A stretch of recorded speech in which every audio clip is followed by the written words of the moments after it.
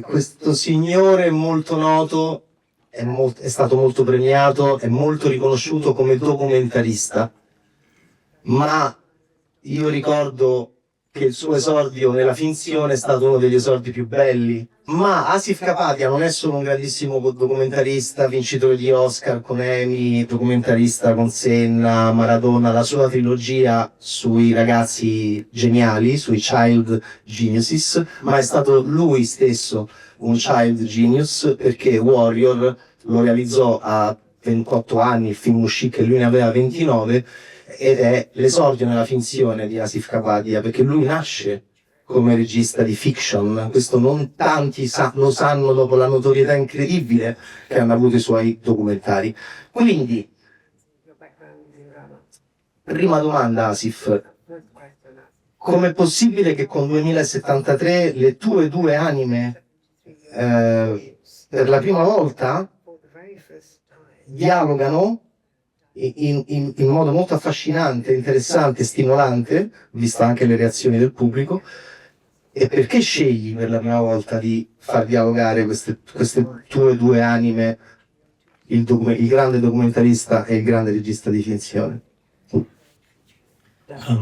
Thank you. Each film, I would say, there's a kind of idea of what kind of film I'm trying to make, and almost like each genre I work in. So my first film, The Warrior, it was a Western, and I would say like Senna was an action film, and Amy was a musical, and Diego Maradona was like a gangster film. And then with this film, everything about it, all of the content, all of the thoughts and the ideas, to me just felt very dystopian. It just felt like everything that I was experiencing and thinking about and that was happening, that I was seeing, felt like a dystopian sci-fi movie. I started the film during COVID, which felt very dystopian. And I also was thinking about the film when Brexit happened in the UK 10 years ago, when I started thinking about making a film about what is happening to the world. And so the genre kind of led me to this place of having time travel and the future being fiction, and how did we get to that future being created with archive? That was the thinking that I had very loosely. I didn't know how it would work or whether we'd be able to do it, but that was the idea. That for this film I wanted to play with genre to tell the story, because I knew it was not going to have a central character. I knew it wasn't about one person, one country, one theme. I wanted to try to make a film about everything, everywhere, happening all at the same time. Quanti argomenti hai scartato? Cioè, vorrei sapere, l'orizzonte di controllo temporale, tu hai detto Brexit, che è già un inizio e l'hai già storicizzato. Voglio sapere fino a dove poi sei arrivato e quali topic eventualmente hai scartato. Perché vi colloco l'edizione del film. L'abbiamo visto in anteprima mondiale questo all'inizio dell'autunno, alla fine dell'estate del 2024, alla Mostra del Cinema di Venezia. E Minerva adesso sta facendo questo tour e grazie al cielo ce lo sta portando appunto in Italia. Quindi il 2024 è l'arrivo di 2073 nel mondo. Volevo chiedere appunto ad Asif che cosa, quando ha cominciato a lavorarci, e tutte le cose che ha voluto metterci e quelle che eventualmente ha scartato. So yes, the film starts off with me just trying to collect what I was seeing, and I was collecting everything that I saw that just felt terrifying or scary, whether it was something to do with the climate, whether it was some police violence, whether it was something awful that a politician was saying or doing. And mostly this was all happening on things I was seeing on social media. In 2020, I think the film begins in 2020, and we are in lockdown, and I finished a previous project, and we were stuck at home, and I just decided to start collecting material. And because it was lockdown, I thought, I feel something's going on around the world, and I'm going to contact the only people right now who I really trust were certain brilliant investigative journalists around the world. And I thought, I wonder if I contacted them, would they speak to me? So the film is just, I don't know if it's going to be a film, but I just wanted to talk to some people and say, tell me what is happening in Brazil. Tell me what happened in the Philippines. Tell me what's happening in India, in Italy, in Egypt, in the US, in France. And I just interviewed professors and artists and journalists and lots of different people, some politicians, and everyone said, once they trusted me, everyone said, something's happening, and it's not like anything before in history. And I said, why is it different? And they said, technology. We never had this technology previously, that everyone is experiencing the same thing at the same time. And that's when I thought, okay, I have a film. I have an idea for a film. That's where it began. Then I just researched everything, and then my process is a process of elimination. I look at everything, and then I'm doing interviews, I'm doing research, and I'm editing all at the same time. And the editor I worked with, Chris King, who edited Senna and Amy, and also Maradona, and who did Exit Through the Gift Shop, the Banksy film. Chris was very clever to simplify it into these time capsules, I would call it, of 5 different themes. And that's, not everything is in those 5 themes, but we had to start somewhere. And they were longer, and some other things ended up getting lost. But they still kind of fit into the world of 2073. I just didn't have time to put them in this one movie. So for 2 years, all we did was work on the documentary sequences. And then we worked on a script. And then we worked on how to create a spine to somehow link this all up. So the first two years was just on Interview. research, just research on everything going on. Yeah. Ok, quindi arriviamo adesso per esempio alla struttura fiction. Quando tu hai questa idea di Ivanka Trump, 30° presidente degli Stati Uniti d'America, è veloce, eh?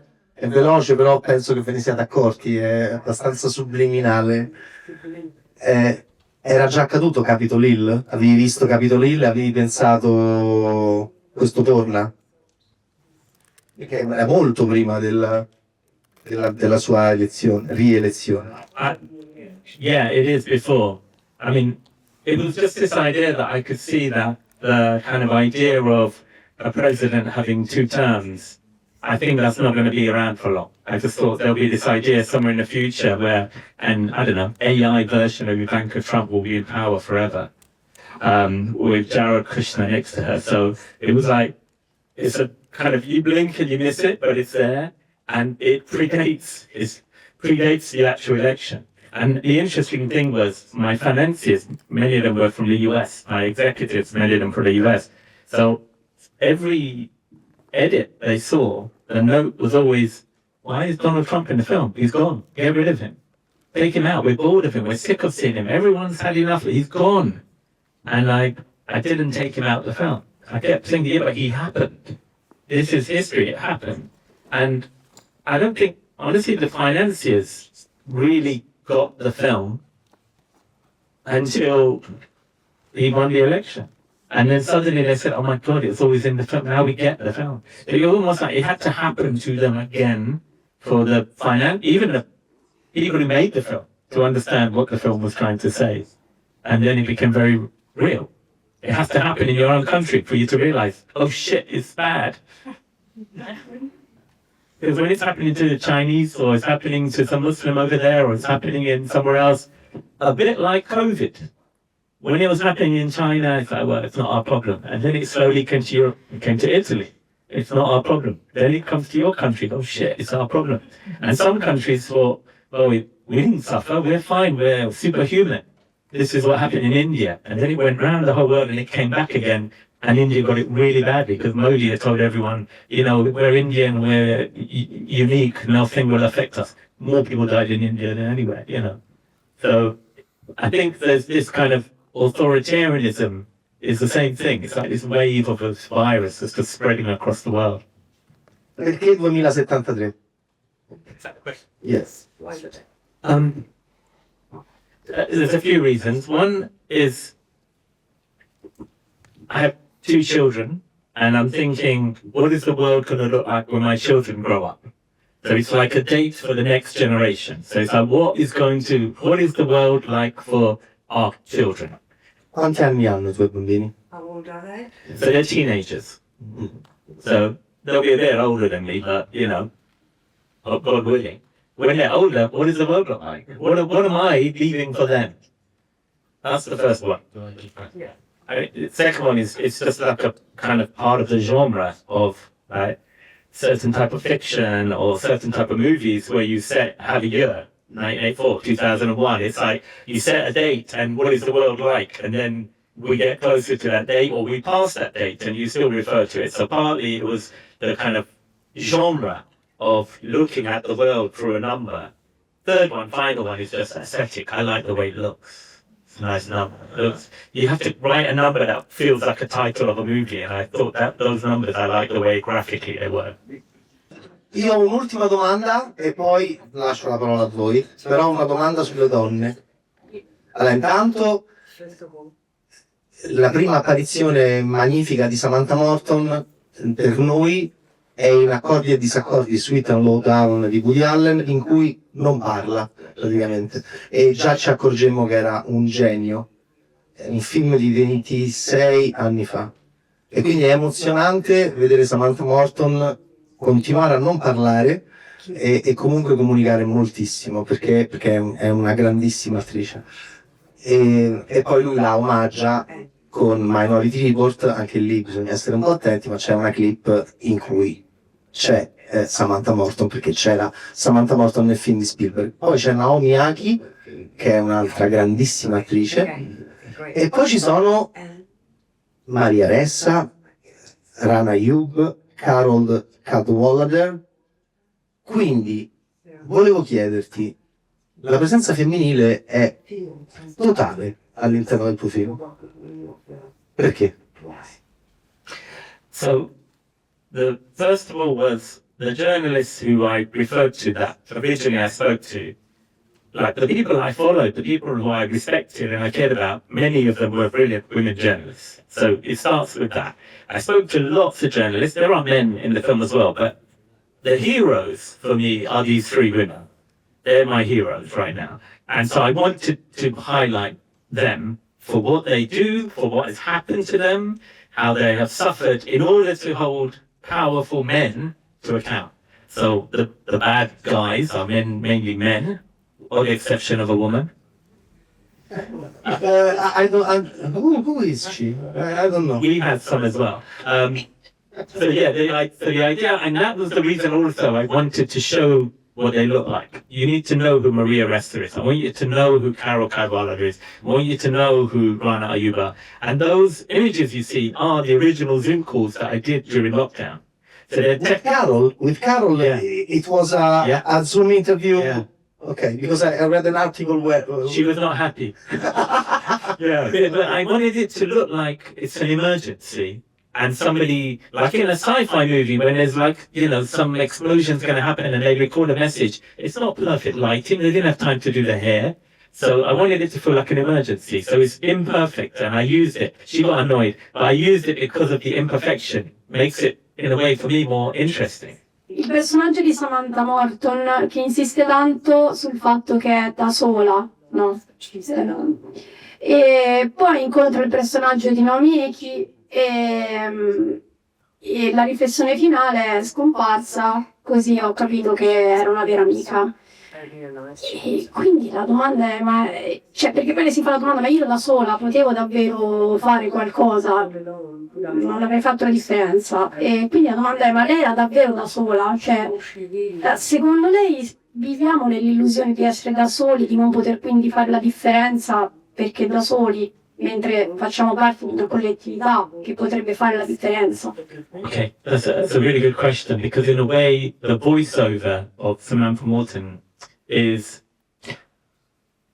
I feel, kind of expressing how I was feeling. Like, am I the only person that's thinking this or feeling this? Or maybe many of the audience will feel, what can I do? I'm just one person. How am I going to change the government? How am I going to, how do I take on Twitter? How do I take on tech companies?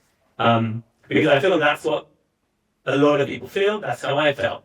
So when I wrote the kind of those lines, at the beginning, I was thinking of like individuals and their feelings. By the time the film has come out, I almost think that that line could be written about a country. Like, this country, it's too late for me. I hope you have more luck. Look what's happened to this country. I hope you're watching because it's too late for us. I hope it's not too late for you. Because it almost could play on different levels. Like, lots of countries are now having these leaders, these authoritarian leaders, these kind of people have taken over, dictators, fascists. It's happening in so many places. So it kind of has more than one meaning for me now. The reality is Samantha's character is saying that line at the end of the film when she's been taken away for re-education. So for her, she feels it's too late. She may not come out of the re-education place. We don't know what happens to her. So that's where it's coming from. It starts at the beginning of the film, it's at the end of the film, but it's actually her thoughts at the very ending. But the idea of the film was to be like a time capsule, like a little thing that has been left behind. Hopefully somebody finds it, looks at it, and does something. Because we're not in 2073 yet, that's the idea. Yeah, so it has lots of kind of levels, which even I'm still trying to understand what the hell it's about, to be honest. But I did one of these screenings in the UK, in the countryside, like 3 hours away from London. And the audience was much older. They were all 70 and above, okay? All white, no young people, no people of colour. And in the Q&A, one man stood up and he said, I'm old, I'm retired, I own my house, I don't have a mortgage, I have lots of money in the bank, I don't have to work anymore. He said, I should be the one that forces change. I should be the activist. I should be the one that changes the world. Because I should be doing it for the young people. I should be doing it for my children, my grandchildren, and everyone, the next generation. Because I've lived my life, and I've done everything. Why should we expect young people who have their life ahead of them to be the ones that change everything? We're the grown-ups. And he also said, if I do something, if I'm an activist, if I do something, if I protest, it looks really bad on TV and in the newspapers when they arrest old people, when they arrest old white people who pay their taxes, who, it doesn't look good for the government. So he said, everyone in this room, because they're all much older, that we should all be doing something and never keep asking young people to do it. So one thing for all the young people is tell your parents to start fighting and speaking up. Well, as old people, we should do it and not expect children to do it. So that was really one of the most profound screenings that I went to, was this gentleman, what he said, and I kind of never forget it. It's like, I've had a good life, I should be the one who risks things by making a film that challenges people and not play it safe. And all of us, we should be doing something and not take the safe option. If you're worried about what's going on, then do something. Particularly the older people. Io vorrei solo chiudere con un'osservazione. Io e Kapadia siamo della stessa generazione e mi ha colpito molto nel film un passaggio verso l'inizio. Mi ha molto colpito, emotivamente e politicamente e storicamente, quando lui dice che negli anni 80 e 90 la democrazia raggiunge il suo massimo. Perché me lo sono ricordato? E lui in quel momento inquadra Nelson Mandela, perché in quel momento, a proposito di solitudini e di compagnia, ci sembrava, te lo ricordi, che fossimo in compagnia di un mondo tutti insieme che amasse la democrazia, che rischiasse la democrazia e che desiderasse la democrazia con energia e grande forza. È incredibile per non dei vecchi ancora, siamo vecchi, ma non tanto vecchi per Kapadia, è incredibile come a 50 anni noi abbiamo visto qualcosa che sta cambiando radicalmente e penso che questo sia terrificante. E quindi questo è il passaggio per me, personalmente, che ci siamo tutti sfogati, abbiamo raccontato qualcosa di noi, questo è il passaggio che mi ha spaventato di più, perché sono cose, perché è come se lui avesse raccolto cose che stiamo pensando, che io sto pensando da anni, e lui è riuscito in questo modo veramente particolare a metterle tutte insieme, quindi ci si incazza. veniamo feriti, veniamo urtati, però veniamo colpiti da un grande cineasta, secondo me. Asif Kapadia. Grazie. Grazie ad Anna Ricotta e grazie a voi. E grazie a Viva Minerva che ha portato questo film. Grazie.